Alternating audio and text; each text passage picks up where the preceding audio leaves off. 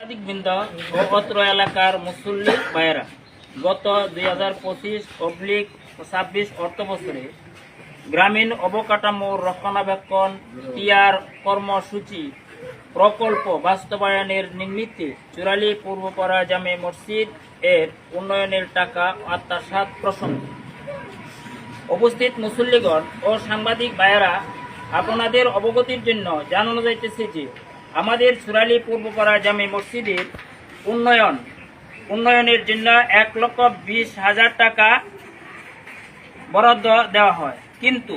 অতি দুঃখজনক যে উক্ত বরাদ্দের প্রথম কিস্তি 60,000 টাকা বিএনপির দলীয় প্রভাব কমিটি কাটিয়ে উপজেলা বিএনপির সদস্য সচিব মোহাম্মদ হাফেজ আজিজুল হক ও 8 নং ডোহকলা ইউনিয়নের দায়িত্বরত প্রশাসক উপজেলা